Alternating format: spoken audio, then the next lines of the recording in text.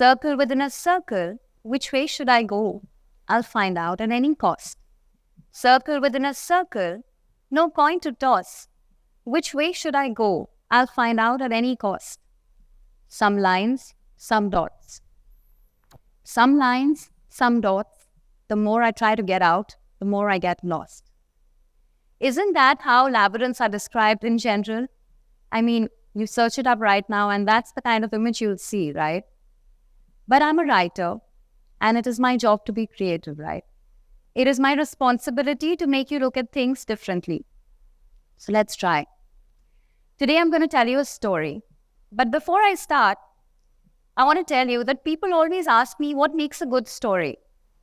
To which I always reply, a good story should have elements such as creativity.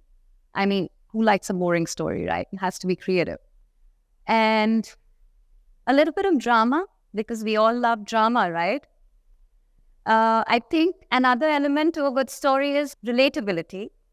And to top it all, I think there should be some kind of takeaway from it, right? When you go back home, you think about it and you feel like, oh yeah, I learned this today after hearing this story. So let's see if I can fulfill some of those points today. My story is about a man named, just for fun, let's call him Ted. It's about Ted, and Ted is in a deep trouble. Do you know why? Because he couldn't say no. A lot of us get in trouble 9 out of 10 times because we can't say no. We don't know how to say no. It makes us uncomfortable. And the remaining 1 time out of 10, we get in trouble because we said no. But that's a story for another time. Today we're going to talk about Ted and how he couldn't say no to a slice of pizza on his trip. It was too cheesy and he should have said no. He should have said no to the last tiramisu. He should have said no to creme brulee, but he couldn't. And now he's back from his holiday, not only carrying excess baggage, but also carrying a lot of extra weight. So he's upset. He wants to shed those extra kilos he gained, his holiday weight. So he decides to seek the help of a nutritionist. He goes up to a nutritionist and he says, listen, I've been on a holiday and I've binged. So I just need to, shed off these extra kgs. So the nutritionist tells him that that's fine, don't worry. I'm going to give you a diet plan which you need to follow. And, don't worry, we'll take care of this. All you need to do is you need to have a lot of green vegetables, more protein, lesser carbs. But what you also need to take care of is the number of steps you take in a day, right?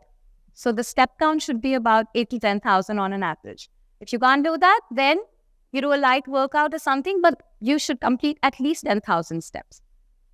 And lastly, he says, you should start your day with something called a bullet coffee. Okay? So Ted is like all excited. He's like, okay, you know what? I have a plan now. I have my diet and everything. I'm going to start from tomorrow and I'm going to be on this journey of health and nutrition. And I'm going to lose the extra kilos that I've gained. So in Ted's case, the labyrinth is not just a maze. It is a towering shopping mall. Okay? So he decides to set foot on his journey. He walks into this towering mall. It is so massive, he's just awestruck by the size of this mall. He walks in thinking, it's such a big mall. I'm going to just get my bullet shot, my coffee, and I'm going to, go back and start my workout and everything. And the day will go as planned according to the nutrition. So he walks into the mall and he begins his search for bullet coffee. And he goes to the shops. He sees a tea shop. Not just any tea shop, it's a Karak tea shop. So he goes up to the guy and he says, hey man, I know you sell tea, but do you also sell coffee? So this Karak tea guy is very sugar-coated voice. He's looking at Ted and he's like, hi sir, what do you want sir? My coffee sir. Who drinks coffee nowadays? Coffee's out. Try Karak tea sir, we're selling Karak tea. And everyone's having it in Europe and Middle East. It's got so many health benefits sir. So Ted says, no, buddy, but I'm not looking for Karak tea. I'm looking for this coffee, specifically bullet coffee. Are you selling it? He says, no, sir, we're not selling coffee, but we sell Karak tea, sir. And it's very good for digestion. Why don't you give it a try? And while he's trying to convince Ted, he actually pours a cup and he says, Here, sir, how would you like to pay, sir? Cash or card? And Ted is like, what? I didn't ask you to pour me this tea. I'm looking for coffee. Bullet coffee. So the guy says, so but we're selling tea. Karak tea. And Ted is like, dude, I'm not looking for this. It's fine. You keep it. And, I'm just going to go look for it somewhere else because he thinks my search has just begun. So, I should keep looking at such a huge mall and I'm sure I'm going to find it somewhere, right? So that Karakti guy tells him that, why don't you try upstairs? Now that he feels like Ted is not interested, suddenly the sugar coating from his voice is gone. He's become really like a flat tone, he says, okay, why don't you try upstairs? So Ted's like, okay, thank you, buddy. I'm going to go try upstairs. And he starts walking. He looks for a staircase. He sees this massive escalator and he's walking towards it. But then he realizes he remembers his childhood fear of escalators. Because as a child, he had fallen off one of these. And, he has this fear where he cannot get on escalators. So he thinks, it's such a big mall. I'm going to go and I'm going to look for more options to go upstairs. So he walks towards the elevator and he sees there is an out of order sign on it. And right next to the elevator, there is this guard, like a bouncer-looking, tall, well-built guy standing there. So Ted just takes out some money from his pocket and he just hands it over to the guard and he says, dude, can you take me upstairs? Like, the lift is broken. Can you do something? And this guy is looking at Ted and saying, but you just said it's broken. How can I help you? Put your money back in your pocket. I cannot help you, sir. You'll have to take the staircase. So Ted is a little bit relieved that, okay, you know what? At least there's an emergency staircase that I can use. No need to get on the escalator. Elevator's also broken. So I'll take the stairs. So Ted goes up and his search begins again for this bullet coffee. But what he sees is a masala chai shop. Now he walks up to the guy and says, hey buddy, I know you sell tea, but do you also sell coffee? I'm looking for something called bullet coffee. So he's like, no sir, we're a masala chai shop, sir. It's got all Indian spices, sir. It's very good. You have golden cup? We're going to be fine. Have it, sir. Try it. It's really good. Who drinks coffee nowadays? Coffee's not good for health, sir. You should try chai. Chai has more benefits.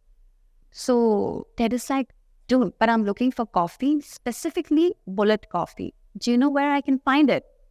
So he says, I don't know, sir. I've never heard of this before. Maybe you can try upstairs. So Ted was like, okay, let me try upstairs. He was still patient, He was just like, okay, I'm going to find it. He did not want to give up so soon. So he went to the emergency staircase again to go up.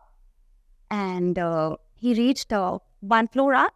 And in his rush to get up, he actually bumped into this little boy who was holding an ice cream.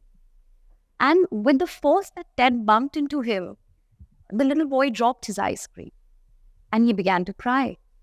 Now, Ted was feeling bad because, it was an accident. It couldn't happen to anyone. So he picked up the ice cream, threw it in the dustbin, and he said, oh, don't worry, I'm going to get you a new one. He went to the ice cream shop with the little boy and he bought him a new ice cream. He said, listen, you have this. Thank you. And I'm sorry. And he went on his way. Now he went another floor up and he started looking for his coffee again. But what he saw was this tea shop called the Earl Grey tea shop.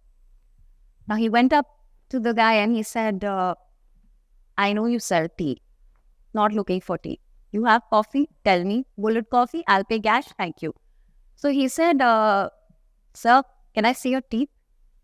So Ted was like, what? What is this question? Like, sir, smile for me once. So Ted smiled, ear to ear, showing his teeth. And he's like, yeah. He's like, coffee stains, sir. I knew it. Coffee leaves stains on the teeth, sir. It's not good for your teeth health. Try our tea, sir. Earl Grey. It will never leave any stains. It's also good for your heart, sir. He kept talking and promoting his tea. And in his head, Ted is thinking, should I say something to this guy? I mean, should I even waste my energy? He's going to go on talking about his tea. I'm not looking for it. This time he did not respond. He just walked away and he was like, I'm going to go look for it somewhere else.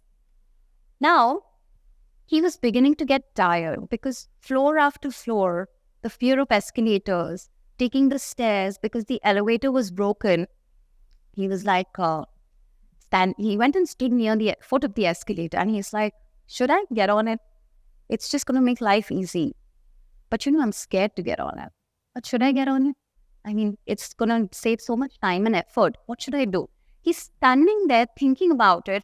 And suddenly he feels someone holding his hand. Somebody came and held his hand. And he turned around to see who that was. It was that little boy who had, whose ice cream Ted had dropped. That little boy somehow sensed Ted's fear of the escalator. He held his hand and he took Ted upstairs. And in that moment, Ted thought it was time to let go. Let go of the past, let go of the fear, let go of the childhood trauma he had associated with escalators. And he just went on it. When he reached upstairs, the little boy's parents were standing there, thanking Ted that, oh, you got our boy upstairs. Little did they know, it was not Ted, it was the boy who had got him up. That moment was a turning point in Ted's life. When he reached the next floor, he saw this inquiry counter. So he walked up, there was a long queue, but he was like, today I'm going to be patient. It's my first day, I'm not going to lose it, I'm going to do this. So he walks up to the inquiry counter, waits for his turn patiently, and he says, excuse me, I'm looking for bullet coffee. Can you tell me where to find it? It's such a big mall. Nobody's selling coffee. And why are there so many tea shops? Now, while he's speaking, the guy from the other end, he just jumps up and he says, bullet? Are you looking for guns? And he's like, no, dude, bullet coffee, not a gun. So he's like, oh, okay. So I've never heard that term before, but is it green in color, the coffee you're referring to? So he says, I don't know. It could be green, it could be purple, it could be the color of the unicorn, for God's sake. I don't know. I've never tried it before. So he's like, so I think if it's green now, you should go 1 floor up because I saw this green coffee shop. So I'm sure you're going to find it there. So Ted is like, okay, let me go give it a try. He walks up to the escalator again. This time, there is no fear. The fear is absent. And he just gets on it and he reaches one more level up. And to his surprise, there is this beautiful tea shop made in green which says matcha tea. So Ted goes, are you selling coffee? And what is this? So he says, let me enlighten you, sir. This matcha tea is a Japanese recipe and it has got so many health benefits. It is rich in antioxidants, it helps protect the liver, and you should give it a try. So Dad was like, in his head, he's thinking, what is happening? Like, I'm just looking for something so simple as a bullet coffee. I've never tried it. But why has no one heard about it? Does it even exist? Doesn't this happen in life? When we're looking for something and we can't find it, we try to question the existence of it. And just when we're about to give up, we get the sign, which we should look for actually. So just when he was about to give up and go back, he was thinking, my personal trainer is waiting. I've wasted the whole day looking for this coffee. It's a wild goose chase. Like, I'm just looking for something maybe it doesn't even exist. Just while he was in this thought process, saw upstairs and there was this board that said, coffee shop this way. And Ted got so excited to see it. He just ran towards it. This time he did not just climb the escalator. He did not just stand there. He ran on the escalator. And when he reached the top floor, he could see from a distance, coffee shop this way. And in his head, he's thinking, oh yeah, I finally reached here. But because of all the running in, he was like in such a rush, he was panting. So he thought, let me take a minute to slow down. And while he was standing there looking at the coffee shop, his goal, his target, there was a beep on his smartwatch. And he checked his watch and it says, today's target completed. He had completed 10,000 steps without doing anything actually, just looking for this 1 cup of bullet coffee. And he reached there and he's thinking, dude, like I've spent my whole day looking for this coffee. And I was so worried about missing my gym and my workout and everything that I didn't realize I've actually completed my target for today. There's not much I need to do anymore. He walks up to the coffee guy. The barista is asking, Last order, coffee, anyone? And Ted, in his, thought process, walks up to the guy and says, dude, can I just get a glass of water? And this guy's like, sir, water? Are you sure you don't want to try bullet coffee? He says, no, you know what? I don't need caffeine at this time in the day. I think I'm done. I'm going to go home and retire. Just a glass of water. Thank you. Isn't that what happens in life? Like, we are so busy running behind our goals that we forget that the journey we took was actually more important, right? So I think there's something that you can take away from this story is that if you're determined enough, no distraction can stop you from reaching your goal. A simple act of kindness can be a turning point in your life. You help someone helps you back. It's karma, right?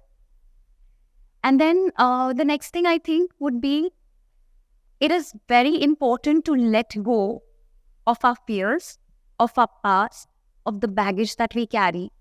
Because, it's always better to keep it light, right? It's just easier to get to your goal. One more thing, and I think it's the most important thing. Money is important in life, but no amount of money can help you if the lift is out of order. If it's not working, it's not working. In that moment, you need to look for alternatives. You need to look for the stairs. And maybe it's the hard way going up, but why not, right? Hard work always pays. And the last thing, like I said, journey is super important. Even when he reached his goal, he felt like, do I even need that caffeine in my life? I've been running behind it since morning. I don't think I need it. I think I've achieved what I wanted to, just looking for that one thing, right? So journey is very important. Now you know that I'm a writer, I'm a published author, and my journey was very similar to Ted's. I also had to go through different stages, different floors to get to the top, to get to my bullet coffee. And there were people along the way who did not believe in me, but here I am, standing in front of you. And I just want to say that next time you find yourself in a labyrinth, just think about Ted's journey and say to yourself, circle within a circle, no coin needed to toss. I will find my way out. I will not get lost. Thank you.